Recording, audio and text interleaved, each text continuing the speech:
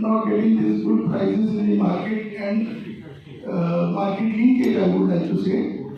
They are being divided by the actual cost they should get, they are not getting it. So I think this initiative of formation of different FPOs will go a long way to. और जो हमारे बहुत सारी multipurpose cooperative society से chairman और उनके secretary साहब भी आए हैं, बहुत सारे लोग यहाँ पे आए हैं कि एक मैडम को ये देखने के लिए आए हैं कि जो उनका एक नज़रिया हम देखते हैं कि ये फायर ब्रांड हर एक डिपार्टमेंट में जाते हैं, कोऑपरेटिव में भी ऐसा होता है। हम भी जाते थे, हम देखते थे जिस दुकान में जाते थे वो, जैसे आज हम किसी डिपार्टमेंटल स्टोर में जाते हैं A to Z चीज़ वहाँ से मिल जाती, इसी तरह हम कोऑपरेटिव की शॉप पे जाया करते थे, A to Z चीज़ हमें वहाँ पे मिलती थी।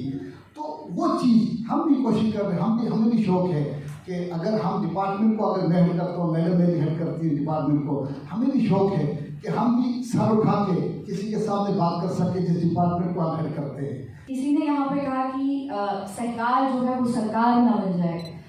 ये सुन के थोड़ा दुख हुआ, बिकॉज सरकार की सपोर्ट के बगैर मुझे नहीं लगता है कि एक डेवलपिंग कंट्री में बहुत सारी चीज़ें पॉसिबल है कर पाना।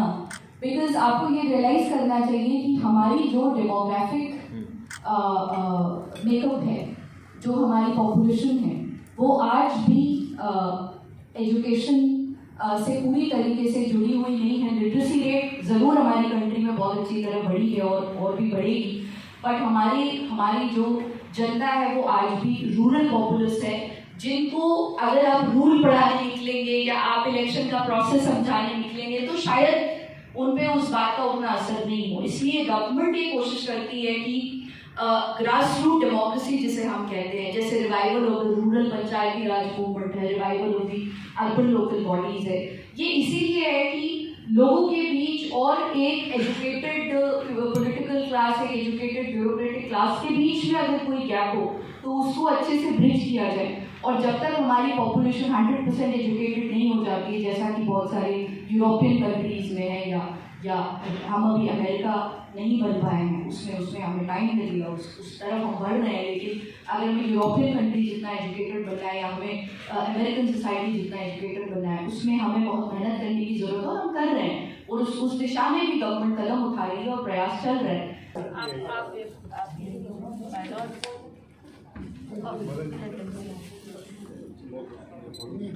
Let's all give a big hand while the registration certificate is being given to Ekta Mushroom. It's a big step forward. बहुत ही फ्रूटफुल सेशन था, एक इंटरैक्टिव सेशन हमने रखा था। जो लोग बहुत ही काफ़ी वर्षों से कोऑपरेटिव मूवमेंट के साथ JNK में जुड़े हुए हैं, तो एक पूरे मूवमेंट को JNK में रिवाइव करने के लिए, डिपार्टमेंट की फंक्शनिंग को और लोगों तक, ग्रास रूट तक पहुंचाने के लिए, और जैसा कि आपको पता होगा भारत सरकार में सहकारिता की नई मिनिस्ट्री बनी है, ministry of cooperatives has been recently formed, और उसके लिए अब एक सेपरेट मिनिस्टर हैं,